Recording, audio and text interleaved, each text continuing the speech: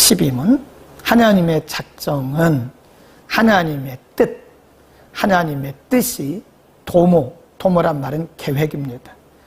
하나님의 작정은 하나님의 뜻이 하나님의 계획으로 말미암은 지혜롭고 자유하며 거룩한 행위인데 이로 말미암아 자기 영광을 위하여 특히 천사와 사람에 대하여 무엇이든지 일어날 일을 변할 수 없게 영원부터 선정하신 것이다. 너무 어렵게 설명을 했는데 이걸 이제 번역을 하신 분이 이제 이게 영문이잖아요. 번역을 한 분이 조금 어렵게 설명을 했다 생각이 되어지고 쉽게 말하면 앞에 부분 하나님의 작정은 하나님의 뜻이 하나님의 계획으로 말미암아 하고 맨 끝으로 가요. 영원부터 선정하신 것이다. 선정이란 말은 미리 정한 것이다. 하나님의 작정, 이것은 하나님의 계획이다. 이렇게 보시면 됩니다. 누구에 의해서 된 것이 아니라 스스로 결정하신 것이고 스스로 행하시는 것입니다. 여기에 누구도 어떤 영향력을 줄 수 없고 이것은 영원 불변이다. 그러니까 하나님이 한번 계획을 해놓으셨는데 이 작정하신 계획이 중간중간 바뀌는 게 아니에요. 영원 불변이에요. 네, 조금 이따가 성경을 우리가 찾아보겠는데요. 그래서 우리가 이제 이거를 쓴다면 이렇게 써요. 하나님의 작정. 하나님께서 미리 정한 것이다. 그래서 이거를 다르게 말하면 선정. 이 선자가 이 미리 선자입니다. 미리. 하나님께서 미리 정해놓으신 계획이다. 그런 뜻이에요. 그러니까 이것은 이제 주로 어디에서 많이 나오냐면 구원, 인간의 구원에 물론 다른 것도 마찬가지인데요. 이 구원에 있어서 우리가 그거를 구원의 서정, 이 서정이란 말은 순서라 그래요. 그래서 여기 보면 이제 이거를 10단계 정도로 나눕니다. 맨 앞에 있는 것이 뭐냐면 하나님의 작정이에요. 작정. 그리고 맨 끝에 있는 것이 영화입니다. 네, 그러니까 여기서부터 여기까지는 조금 제가 다시 택이라고도 해요. 미리 예정해 놓으시고 선택. 이걸 작정. 크게 보면 작정이고. 그래서 이렇게 작정하신 자들을 부르세요. 그거를 우리가 소명 그럽니다. 하나님의 때에 부르시죠. 그 다음에 부르신 자들을 거듭나게 하시죠. 신앙, 회개. 이것은 거의 한 번에 사람마다 달라요. 어떤 사람들은 부름받고 조금 있다가 믿음이 들어가고 거듭나고 회개하고 어떤 사람들은 회개하고 거듭나고 믿음 들어. 그래서 이렇게 부름받은 사람들을 하나님이 작정하신 사람들을 부르시잖아요. 그러면 중생신앙 회개가 거의 동시에 일어날 가능성도 크다. 그렇게 보는 거죠. 그 다음에 이렇게 회개하고 믿음 갖고 거듭난 사람들에 대해서 의롭다고 부르세요. 무죄 선언을 하시죠. 그 다음에 수양이라고 하는데 이거를 다르게 말하면 양자, 하나님의 양자 삼아요. 하나님의 자녀의 권리를 주시는 거죠. 그 다음에 견인, 칭수, 성화가 하나 빠져서 거룩하게 하나님께서 말씀과 성령을 통해서 부르신 자들을 점점 그리스도의 형상을 닮아가도록 회복하도록 거룩하게 하시죠. 그래서 이거를 성화. 한번 이렇게 작정하신 자들, 하나님께서 구원하시기로 작정하신 자들은 하나님께서 반드시 구원에까지 이끄세요. 그거를 견인이라 그럽니다.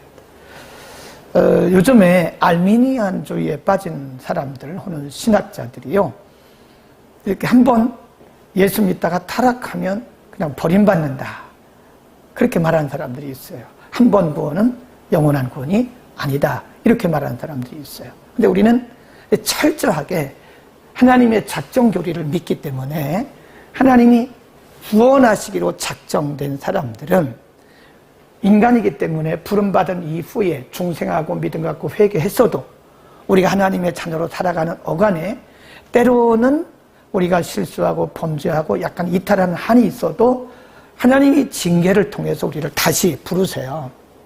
징계를 통해서 다시 부르셔서 하나님의 자녀로 살게 하시는 거지, 한 번 구원이 영원한 구원이 아니라면 하나님의 작정과 예정과 그리고 선택은 실패한 거예요. 그러니까 이 작정 교리를 반드시 우리가 이해를 해야 된다. 이렇게 가는 겁니다. 그래서 그 전반적인 것을 말씀드린 것은 이렇게 한 사람의 구원에 있어서 이 구원이 어느 날 갑자기 되어진 것이 아니라 영원전부터 이루어진 하나님의 작정으로부터 시작이 된 것이다. 이해하시겠죠? 자, 우리 에베소서 1장으로 가면 훨씬 더 확실하게 우리가 알 수 있습니다. 예, 에베소서 1장으로 갑니다. 에베소서 1장 4절부터 봅니다. 에베소서 1장 4절. 곧 창세 전에 그리스도 안에서 우리를 택하사 그랬잖아요. 창세 전에 그리스도 안에서 우리를 택하사 우리로 사랑 안에서 그 앞에 거룩하고 흠이 없게 하시려고. 이게 바로 작정이에요. 작정. 창세, 아까 말씀드렸잖아요. 여기. 그리고 하나님의 때에 부르시는 거예요. 그게 소명이죠. 하나님의 때에 부르시는 거예요. 아무도 모르죠. 하나님이 각 사람에게 정하신 때에 부르셔서 구원에 이르게 하는 거죠. 근데 요거죠, 요거. 창세 전에 이미 우리를 구원하실 계획을 하나님께서 가지셨다. 그런 말씀. 5절. 그 기쁘신 뜻대로 우리를 예정하사. 예. 우리의 어떤 의도 아니고 공로도 아니고 업적도 아닙니다. 제가 지난주에 말씀드렸잖아요. 우리가 간혹 보면 업적주의에 빠질 때가 있어요. 인과적인 신앙. 아니죠. 철저하게 하나님의 은혜입니다. 그 기쁘신 뜻대로 우리를 예정하사 예수 그리스도로 말미암아 자기의 아들들이 되게 하셨다. 그랬습니다. 하나님의 기쁘신 뜻대로요. 그 다음에 쭉 내려가 봅니다. 11절.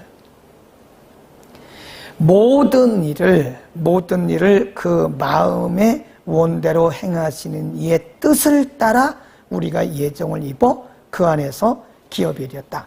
모든 것을 자기 마음의 원대로 역사하시는 자의 뜻이에요.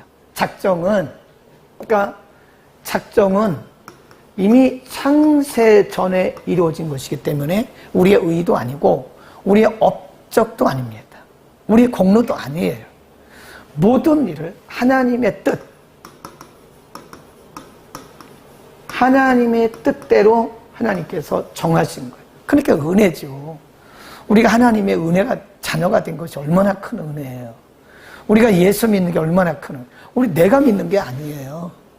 넓게 보면 우리의 구원에 대해서 미리 정하신, 미리 작정해 놓으신, 미리 계획해 놓으신 그 계획에 의해서 하나님의 때에 부르셨고, 하나님이 예수를 믿는 믿음을 우리에게 주셨고, 성령으로 우리에게 임재하시고, 그래서 하나님의 자녀로 살아가게 하시는 거지, 우리의 어떤 노력이나 업적이 절대 아니다. 그래서 우리는 이걸 뭐라 그러냐? 하나님의 전적인 은혜다. 하나님의 전적인 은혜예요.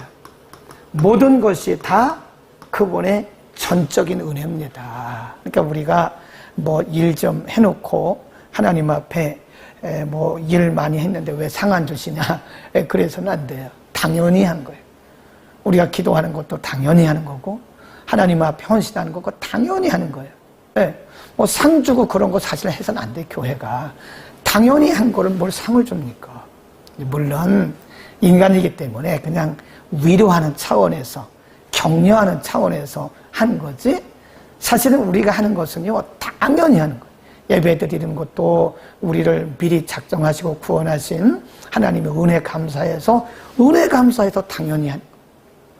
헌금 드리고 11조 드리는 것도 당연히 하는 거예요. 당연히. 기도하는 것도 당연히 하는 거예요.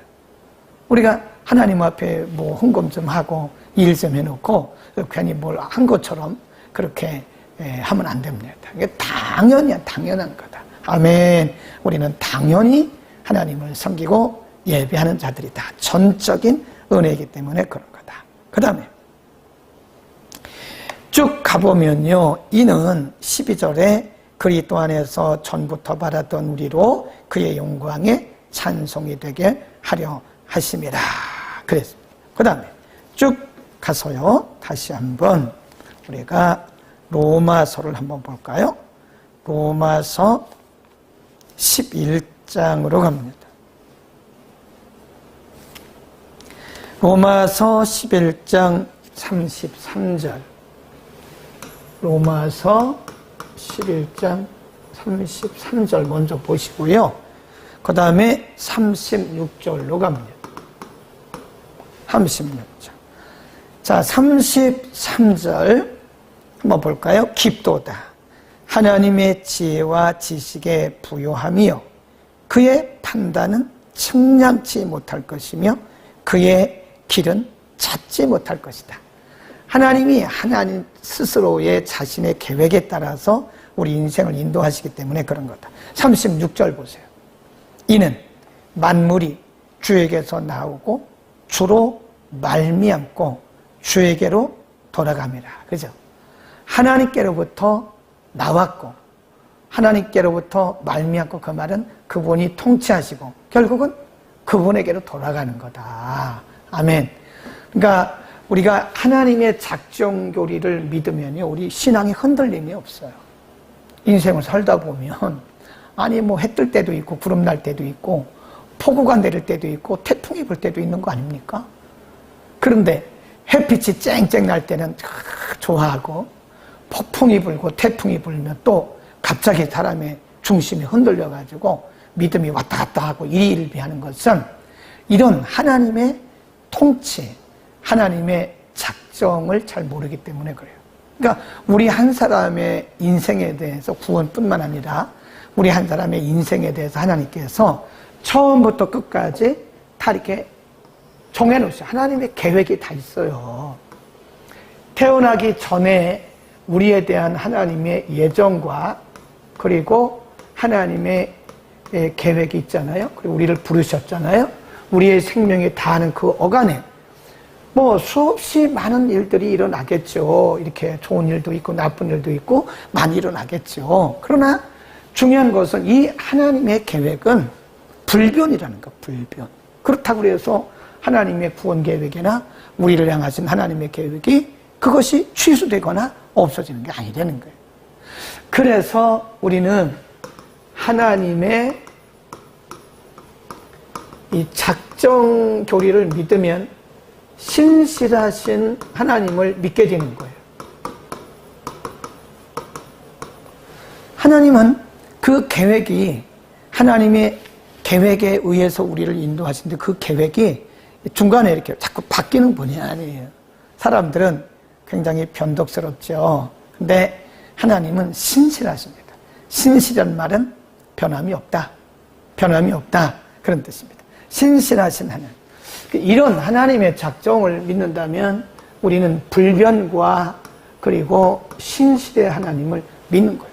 비록 우리가 살아가는 인생 여정 가운데 어려운 일들이 있고 때로는 험한 일도 있고 뭐 그렇다 할지라도 그 하나님의 그 예정과 하나님의 계획은 여전히 변함없이 계속해서 진행이 되는 거예요. 우리가 실수한다고 해서 하나님이 실수하시고 실패하시고 우리가 넘어진다고 해서 그분이 넘어지는 건 아니에요. 여전히 그래서 우리는 역사를 두 가지로 봐야 되는 거예요. 우리 개인의 역사나 가정의 역사나 교회의 역사나 나라의 역사나 그래서 보이는 역사가 있고요. 그걸 역사, 히스토리. 그 다음에 이 보이지 않는 역사가 있어요. 이거를 invisible history라고 그래요. 보이지 않아요. invisible history.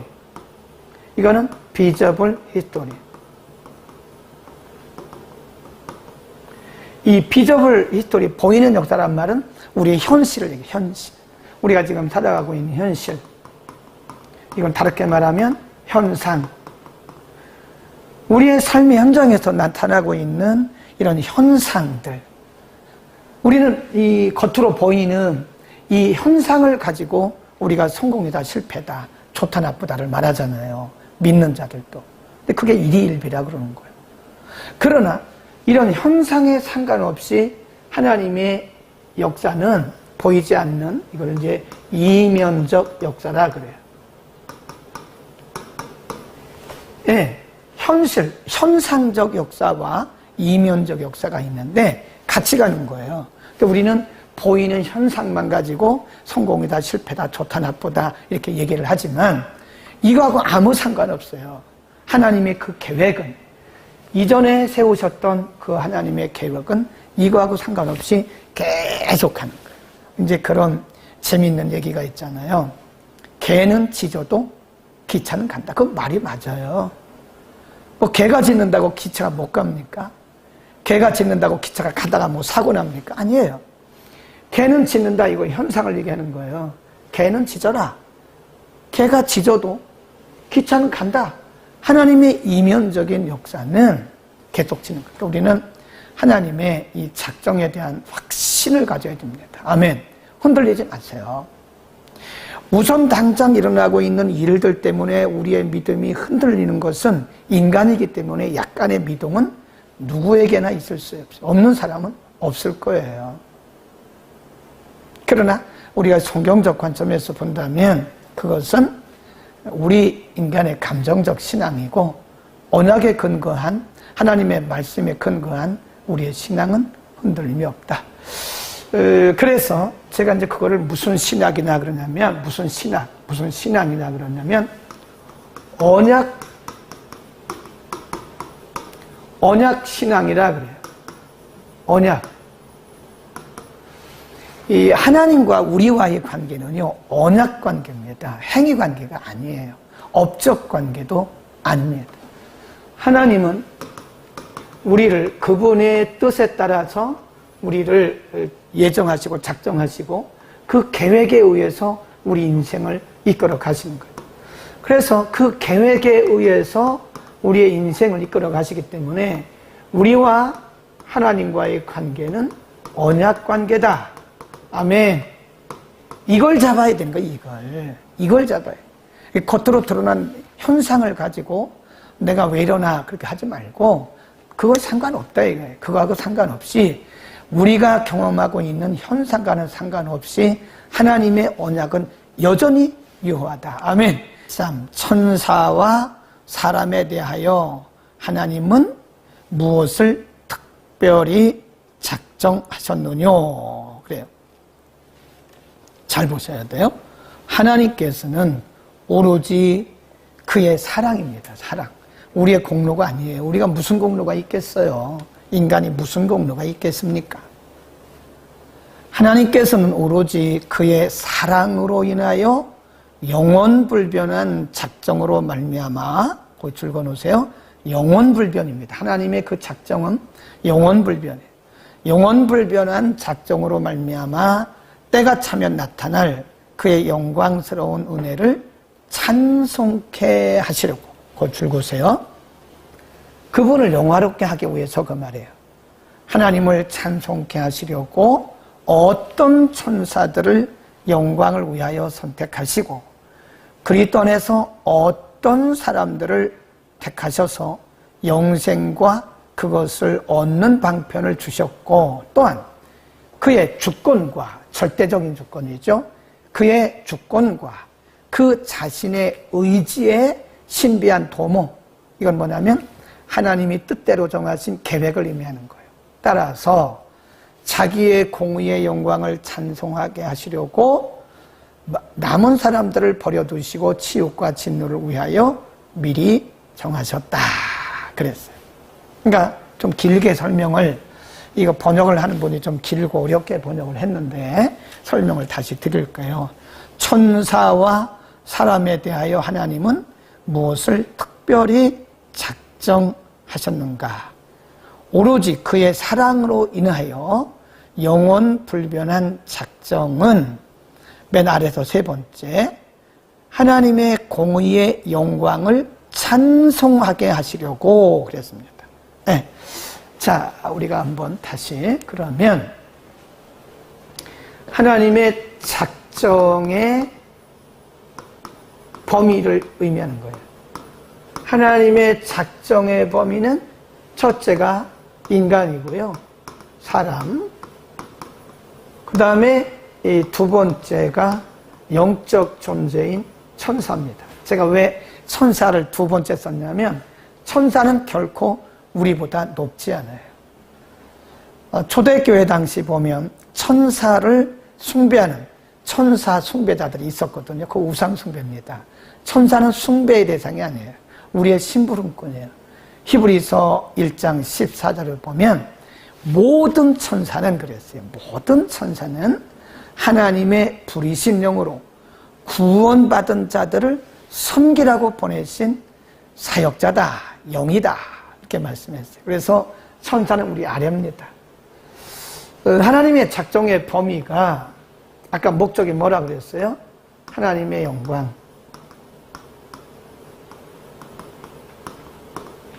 하나님의 영광을 위해서 어떤 사람이라고 그랬습니다? 하나님이 이 세상의 모든 인류를 다 구원하시기를 원하시지만 다 선택하신 것은 아니에요. 네, 분명히 그 중에는 선택 밖의 사람들도 있습니다.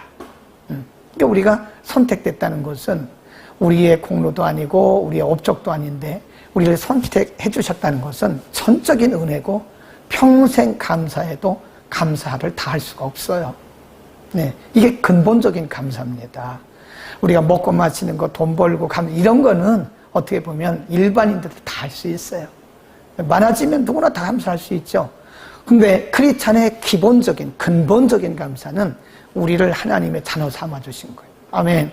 우리를 하나님의 자녀 삼으시고 그럼에도 불구하고 우리의 의도 없고 업적도 없는데 공로도 없는데 하나님의 자녀로 삼아주시고 하나님의 도구로 써주시는 거예요.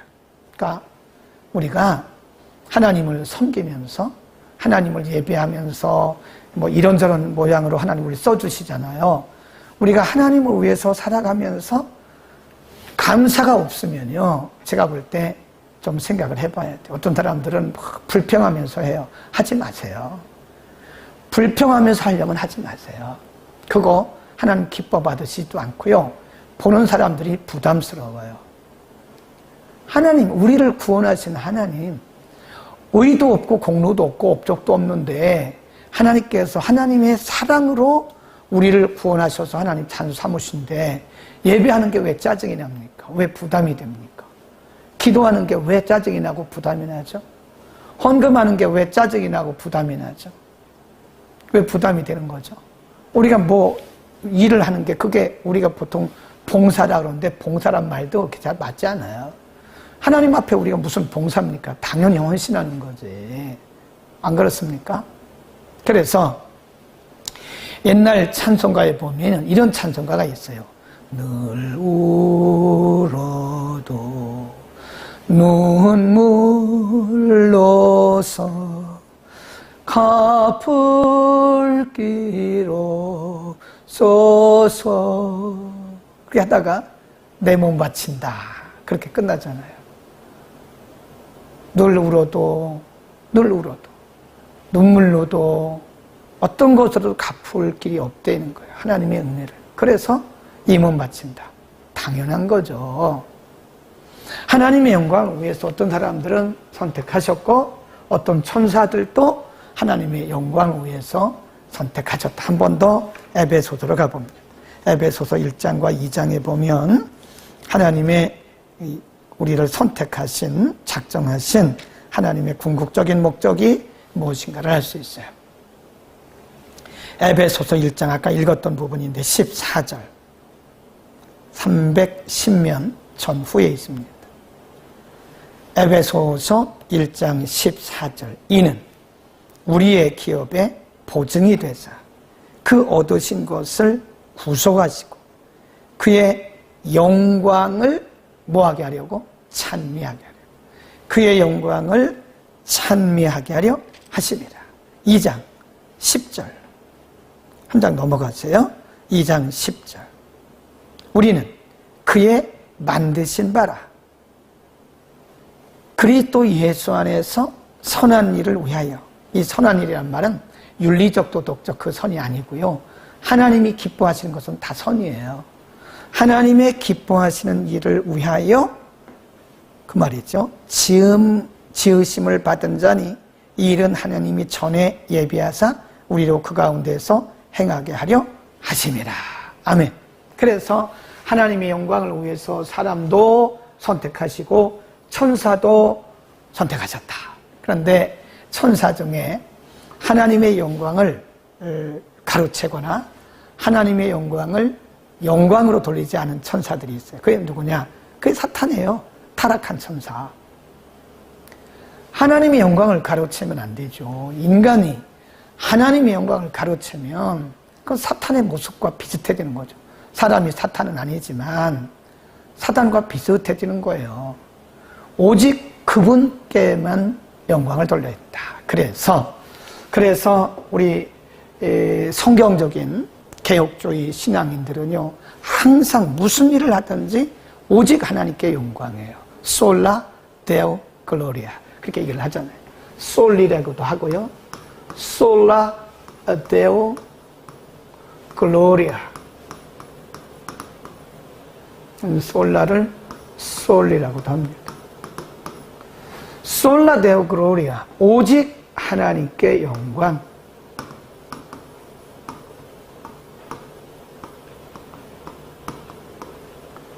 사람이 하나님의 영광을 위해서 창조된 거예요. 우리의 삶의 존재의 목적은 뭐죠? 하나님의 영광입니다. 예배의 존재가 뭐죠? 예배의 존재의 목적이 뭐죠? 예배를 드리는 이유가 뭐죠? 하나님의 영광이에요. 어떤 사람들은 우리가 조금 조심해야 돼요. 상식적으로 알아두세요. 아, 내가 오늘 예배를 통해서 은혜를 못 받았어. 은혜 받으려고 예배 드리는 건가요? 맞기는 맞죠? 근데 우리가 예배 드릴 궁극적인 목적은 내가 은혜 받는 게 아니에요. 하나님을 영화롭게 하는 겁니다. 아멘. 그런데 우리는 습관적으로 그렇게 얘기를 해요. 아, 오늘 예배 은혜 못 받았다고. 오늘 예배를 통해서 은혜 받았다고. 예배를 통해서 은혜를 받으나 못 받으나 우리의 예배의 목적은 뭐예요? 하나님께 영광입니다. 아, 자기가 준비됐으면 뭐 은혜 받을 것이고 준비 안 됐으면 은혜 못 받는 거지. 그 자체가 예배의 목적은 아니라는 거예요. 근데 많은 경우에 우리는 예배의 목적이 내가 은혜 받는 건 줄 알아요. 그러니까 우리의 신앙이 얼마나 지금 격길로 가고 있는 걸 알지 않겠어요? 이런 대소요리 문답, 이런 문답 공부를 하지 않으면 우리의 신앙이 우리 스스로 만족하고 가는 거예요. 하나님의 영광이 아니라. 그렇지 않습니까? 우리는 먹든지 마시든지 무엇을 하든지, 그래서 고린도전서 10장에 보면 31, 32, 33절에 먹든지 마시든지 무엇을 하든지 다 하나님의 영광을 위해서 하라 그랬어요. 우리가 하는 모든 것들이 다 하나님의 영광을 위해서 해야 되는 거예요. 결혼하는 것도 하나님의 영광, 사업을 하는 것도 하나님의 영광을 위해서, 우리가 건강관리하는 것도 내가 오래 살려고 하는, 오래 살면 뭘 합니까? 천국이 더 좋은데? 그러니까 내가 건강관리하는 것도 오래 살기 위해서 그런 게 아니라 하나님의 영광, 물론 우리가 오래 살아야 영광을 돌릴 수 있겠죠, 많이. 그러나 꼭 그런 건 아니고, 어쨌든 우리가 건강관리하는 것도 하나님의 영광을 위해서, 밥을 먹는 것도 하나님의 영광을 위해서, 네, 공부하는 것도 하나님의 영광을 위해서. 아멘. 아멘 하세요. 100번 아멘 하세요. 100번 아멘 하셔도 부족합니다. 다시 합니다. 문 14. 하나님은 어떻게 자기 작정을 이루신가? 하나님은 자기의 절대적으로 확실한 예지와 그의 뜻에 자유롭고 변할 수 없는 계획에 따라서 창조와 섭리의 일로 작정을 이루신다. 이루신단 말은 이루어 가신다. 그런 얘기입니다. 그러니까 작정, 그다음에 창조, 섭리, 완성 이 부분을 제가 신학적으로 설명을 더 하겠습니다. 자, 그러면 하나님의 작정은 어떻게 이루어지는가? 그 말은 진행되는가? 그 말이에요. 어떻게 진행되는가? 한마디로 말하면 도표를 그려서 설명을 하면요, 이렇게 되는 거예요. 하나님이 이 세상을 창조하시기 전에 하나님이 아까 뭐 하셨다고 했어요? 작정. 창조 전이죠. 작정 또는 계획. 영원 전에, 이미 세상을 창조하시기 전에 하나님께서 이렇게 작정하셨어요. 계획을 하셨습니다. 네. 그리고 그 계획에 따라서 하나님이 시간에 세상을 창조하신 거예요. 여기에 창조. 그 계획에 의해서 하나님이 세상을 창조하셨어요. 그리고 그 계획에 따라서 창조하신 세상을 하나님께서 이렇게 이루어 가세요. 이렇게. 그리고 여기 가서 완성을 하세요. 그 계획이 언제 완성되느냐? 예수님이 재림하시면 그게 완성이 되는 겁니다. 네, 여기가 예수님의 재림과 함께 그 하나님의 역사가 완성이 되는 거예요. 완성. 지금 잠깐 끊겼다가 다시 나오는가요? 자동으로 잠깐 끊겼다가 다시 나오네요. 그런데 이걸 뭐라 그러냐? 이제 우리가 이런 것들은 상식적인 단어거든요. 용어거든요. 용어. 그러니까 신앙에도 용어가 있어. 어떤 사람들이 보면 우리끼리 얘기하면서 저희 그러잖아요. 그러면 사람을 가르는 거예요. 같은 사람, 같은 공동체에서 우리 하나님 그래야지 저희 하나님 그러면 저 사람들은 아니라는 거거든요. 그러니까 그 용어를 우리가 알면서도 용어를 잘못 사용하는 거잖아요. 네. 우리란 말을 써야 됩니다. 우리 하나님 그래야지 저희들의 하나님 그러면 어떤 사람은 제외됐다는 얘기예요. 자기를 상대방을 높이려고 하다 보니까 저희 나라 그러잖아요. 저희 나라가 어디 있습니까? 우리나라지. 외국인들에게 얘기할 때는 우리가 저희 나라라고 하면 맞아요. 외국인들에게 얘기할 때는. 근데 우리끼리 얘기하면서 저희 나라가 뭐예요? 그러면 다른 사람은 우리나라 국민이 아니라는 거예요. 참고로 우리가 그렇게 용어들을 잘 못 쓴다는 거예요. 근데 기독교 용어도 맞아요. 교회 용어도 잘 몰라요. 섭리란 말을 쓰잖아요. 섭리. 이게 섭리예요, 이게. 이걸 섭리라고 그러는 거예요. 하나님의 영원하신 계획과 섭리 가운데 그런 말을 하잖아요. 그 섭리가 뭐냐? 하나님이 작정하신 계획을 이루어 가시는 과정, 이거를 섭리 그럽니다. 그러니까 하나님의 섭리 가운데도 결혼을 하고 있는 거잖아요. 그렇죠? 하나님의 섭리 가운데 아이를 낳는 거잖아요. 하나님의 섭리 가운데 우리가 지금 사업을 하고 있는 거예요. 그게 섭리의 일부분을 얘기하는 거다. 그 섭리는 뭐예요?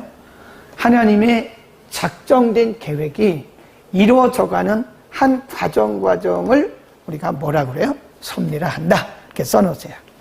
하나님의 작정이 이루어져 가는 과정을 섭리라 한다. 그래서 이 하나님의 작정은 이 절대 불변이다. 하나님의 섭리는 하나님의 작정된 계획에 의해서 절대 불변하게 계속되어 가는 거예요. 그러니까 아까 설명드린 것처럼 보이는 현상을 가지고 일희일비하지 말라는 거예요. 하나님의 작정된 계획은 그럼에도 불구하고 이거하고 상관없어요. 이거하고 상관없이 계속적으로 실수 없이 변함없이 지금도 진행되고 있다. 아멘. 우리가 이런 하나님의 섭리의 완전성을 믿는다면 우리는 흔들릴 수가 없어요. 흔들릴 필요도 없고 흔들리지도 않아요. 만일 우리의 지체들 가운데 누군가가 흔들리는 신앙을 가졌다면 다시 이런 하나님의 절대 섭리적 신앙을 가져야 되고 회복을 해야 됩니다. 네, 교회가 이런 것들을 가르쳐줘야 돼. 이런 거 안 가르치고 블루만 하면 겉으로는 뭐가 있는 것 같은데 실속이 없다는 거예요. 블루 하는데 막상 문제를 만나니까 그냥 팍 꺼지더라 이게. 그 왜 그러죠? 이런 기본적인 밑바탕이 없기 때문에 그런 거다. 자, 이제 문 15. 창조하신 일이 무엇인가?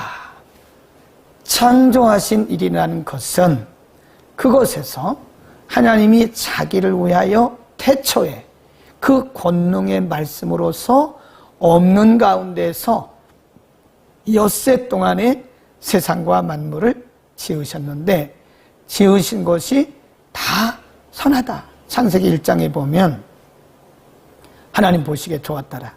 하나님 보시기에 좋았더라. 하나님 보시기에 좋았더라. 그러잖아요. 그거죠. 하나님 실수 없이 세상을 창조하셨기 때문에 악한 것이 없어요. 근데 3장에 가면 아담과 하와의 타락 이후에 죄가 이 세상에 들어오고 나서 이 세상이 이렇게 죄로 물들어 버린 거예요. 악이 가득하게 된 거다. 하나님의 창조는 선이다. 없는 가운데서 엿새 동안에 말씀으로 창조하셨다. 네. 하나님의 창조는 이어지는 겁니다, 지금. 아까 우리가 하나님의 작정을 말씀했잖아요. 하나님의 계획을 말씀했잖아요. 그 계획에 의해서 하나님의 창조가 이루어졌다는 거예요. 그러니까 이 하나님의 창조는 어느 날 갑자기 그냥 그렇게 된 게 아니라 하나님의 정확한 계획에 의해서 하나님께서 섭리의 첫 단계로 창조를 하신 것이다. 유형, 무형, 보이는 것과 보이지 않는 것, 영의 세계, 물질의 세계 모두를 하나님이 말씀으로 창조하셨는데 그 하나님의 창조는 무에서 유를 창조하신 거예요. 말씀으로. 그리고 선하게. 선하게. 굉장히 중요하죠. 무에서 유를 창조하셨다. 없는 가운데서 하나님이 빛이 있으라. 그러니까 빛이 있는 거예요. 묻이 드러나라. 그러니까 드러나는 거예요. 네, 땅에 들짐승이 있어라. 있는 거죠. 사람만 하나님이 흙으로 빚으시고 하나님 형상으로 빚으시고 거기에다가 하나님의 생기를 불어넣으신 거죠. 그러니까 하나님의 창조는 진화가 아니에요. 진화가 아닙니다. 창조입니다. 창조. 없는 가운데서 말씀으로 하나님 단번에 창조하신 것이다. 그리고 모든 하나님의 창조는 선한 것이다. 아멘. 그래서 우리 학생들이 많이 헷갈리죠. 학교에 가면 선생님들이 이 진화론을 가르쳐요. 크리스찬 선생님들도 많이 있을 거거든요. 네, 초, 중, 고, 대. 네, 이런 학교에 크리스찬 선생님들이 많이 있는데 크리스찬 선생님들은 진화론 가르치면 안 돼요. 진화론은 허구입니다. 허구. 진화론이 뭐예요? 인간을 볼 때 인간은 원래 아주 작은 아메바였다는 거예요. 아메바. 아메바. 눈으로 보일 수도 없는 아주 작은 아메바. 세포와 같은 작은 아메바가 점진적으로 진화가 돼요. 그래서 곤충이 됐다가 이것이 진화가 돼가지고 짐승이 되고, 뭐 짐승 그릴 수 없으니까 짐승이라고 해요. 그 짐승 중에 이게 직립보행하는 원숭이가 있어요. 원숭이. 원숭이. 그리고 인간이 됐다. 그러는 거예요. 이렇게 작은 아메바가 진화하고 진화하고 진화하고 수만 년, 수억 년을 진화하면서 인간이 됐다. 허구입니다. 허구. 증거 없어요. 성경은 분명히 말씀하기를 종류대로, 식물을 종류대로, 짐승을 종류대로, 네, 다 종류대로 각각 창조하셨다 그랬어요. 그래서 사람은 사람으로 창조하셨고, 네, 짐승은 짐승대로 창조하셨고, 식물은 식물대로 원래 그렇게 창조하신 거지. 식물이 진화돼가지고 짐승이 되고, 짐승이 진화돼가지고 사람이 된 것은 절대 아니다. 절대 아니다. 그것은 허구라는 사실을 우리 자녀들에게도 반드시 가르쳐야 합니다. 우리를 단군의 자손이라는데 그것도 여러분 말하면 안 돼요. 우리가 무슨 단군의 자손입니까? 응? 그것도 설화입니다. 설화. 호랑이와 뭐 누가 이렇게 해가지고 뭘 먹고 해가지고 뭐 애를 낳고 그래. 그 단군설화라는 게 있잖아요. 우린 단군의 후손이 아니에요. 단기, 불기. 우리는 뭘 쓰죠? 서기, 주후. 그래서 저는 모든 문서에 주후란 말을 씁니다. 주. 예수님이 오신 후부터. 그렇게 쓰는 거예요. 단기나 불기는 우리하고는 상관이 없는 거죠. 우리는 주후라고 씁니다. 주후. 예수님이 오신 후. 서력기원. 그래서 이제 안 믿는 사람들은 서기 그러는데 서력기원이라 그래서. 근데 우리는 서기란 말도 써서도 안 되고 그냥 주후라고 쓰죠. 저는 모든 서류를 보낼 때 주후란 말을 씁니다. 꼭 써요. 주후 2023년 8월 26일 그렇게 써요. 단기 뭐 4천 이렇게 쓰는데 그런 건 여러분 써서도 안 되고 그거를 믿어서도 안 돼요. 그건 단군 설화에 의한 것이에요. 어쩌면 그것도 비슷한 진화론과 비슷한 거기 때문에 그러니까 우리가 그냥 습관적으로 잘 모르고 쓰는 거예요. 그것이 틀린지 맞았는지 성경적인지 아닌지 그것도 모르고 그냥 습관적으로 쓰는 거예요. 그렇게 하지 말라고요. 그러니까 이런 공부를 통해서 우리가 그런 것들도 상식적으로 알아둬야 된다. 아멘.